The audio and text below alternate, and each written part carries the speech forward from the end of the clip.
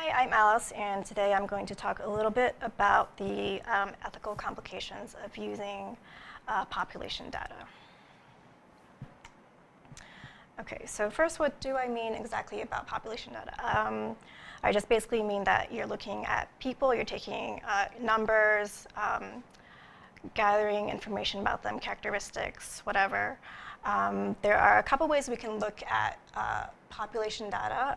One is macro data, meaning you're using like compiled stats and just looking at large aggregates in geographic units and not individual people.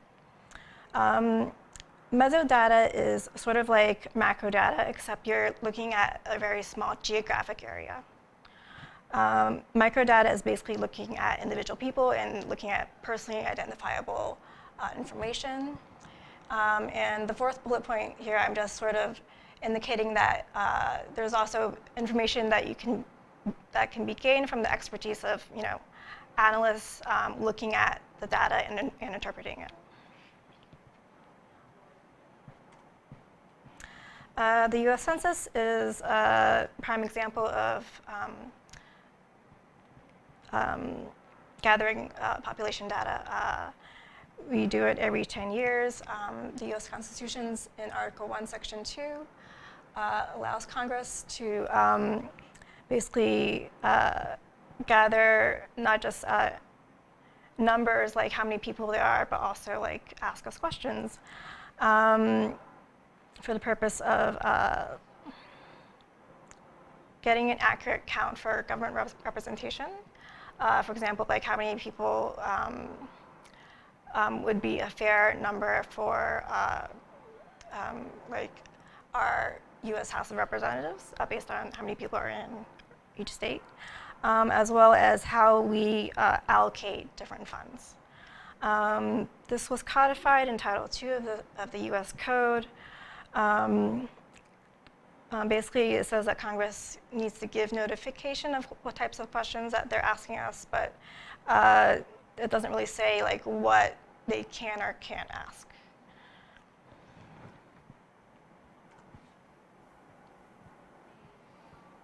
So different types of ways that we can use population data. So basically, why are we getting it? Taxation, planning for military and economic reasons. Again, allocation of democratic representation, provision of public health, and for general health reasons. So a lot of good things. So the problem comes when we are using that data to identify what could be vulnerable populations.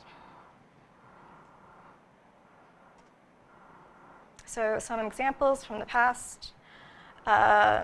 Native Americans throughout the early to mid 1800s, there were several special censuses and treaties that were made with individual nations and tribes, collecting individual data about how many people there were and all sorts of information about them. And they were used to basically carry out the Indian Removal Act of 1830. Another example, more recently, Rwanda. They, in their colonial days, had a very detailed population registration system and eventually started categorizing people under their racial terms.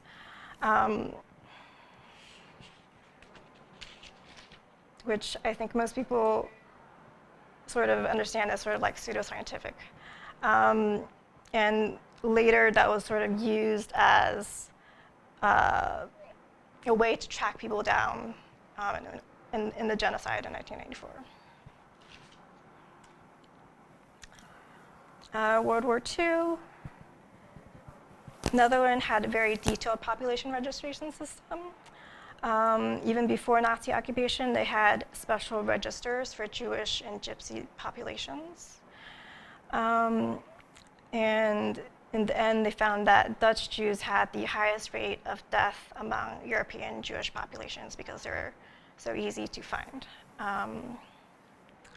Nazi Germany, they used basically the IBM punch cards in dealing with logistics and finding people, running trains, basically everything involved in relocation and removal, and as well as extermination. There are a lot of allegations about IBM's German subsidiary, Deomag, that they were complicit in a lot of the implementation and maintaining of this technology for the Nazi government.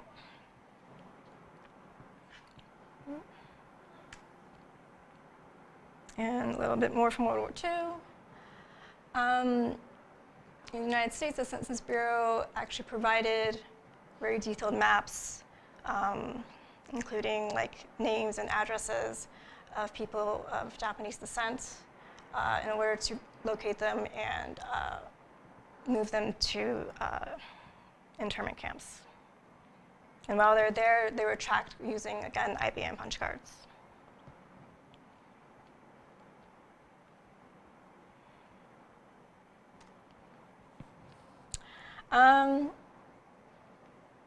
So why did I choose to pick this sort of gruesome topic?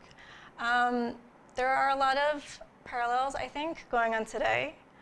I had recently read about a movement to ask developers to refuse to create a Muslim registry. There are a couple things going on today that I think are, possibly of concern. After 9/11, the NSEERS program was instituted. Basically, I was in college when that happened, and I had like a bunch of friends who were from international countries, and because they were Muslim countries, they were asked to go in and register and like interview and get fingerprinted. That was basically scrapped under Obama, but I think it still exists, and just very recently they repealed the regulations that actually implement that system. So they stopped using it, but like the laws were still in the books. There's also the Deferred Action for Childhood Arrivals program, which under Obama allowed certain non-documented residents who were brought here as children during a certain amount of time to have some sort of legal status in order to go to school, to get jobs. It wasn't some sort of like path to citizenship, but it allowed them to, when it says deferred action, it means basically that they are deferring the ability to get deported. But basically it was a list where they sort of had to go and say like, hey, I don't have documents, but here's my name and my address, and please let me do stuff. So that list still exists. And DAPA is just an extension of that for parents of people who are residents or citizens. But I think DAPA got stalled in some litigation. And locally in New York City, we also have the Municipal ID program, which was created to basically give people a chance to use a picture ID to get bank accounts, use the library, stuff like that. It also gave us a bunch of free perks, like you can go to like MoMA for free. Like I have one. Like you don't need to have any sort of special status, but they don't ask you. But again, that's another list that we have that is sort of maybe filled with vulnerable people. There was actually a provision in that law that allowed for the city to dump all that information that they were keeping. And de Blasio had announced that they would do that, and they were sued, and I think they're still in court.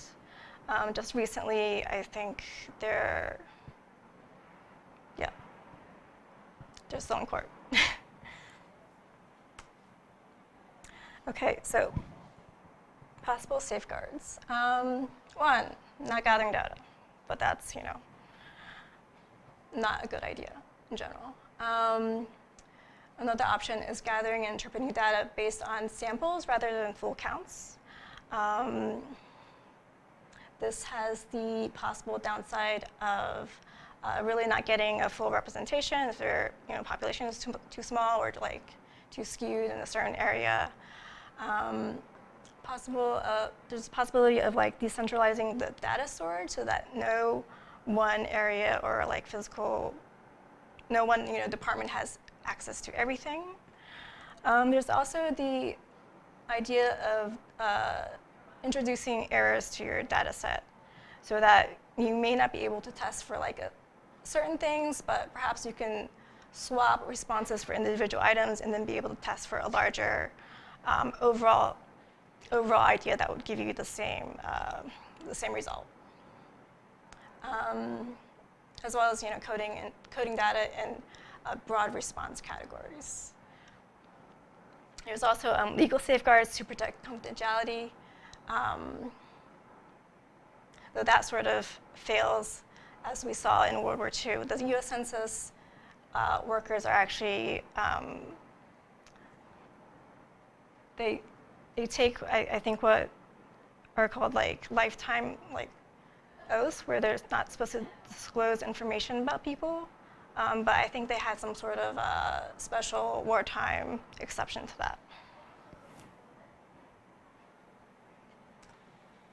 Okay, so I know I just told you a lot of the pressing stuff without a lot of good solutions, but I just want to leave you with the idea that you should educate yourself, ask questions, have opinions, and do your thing. Thank you.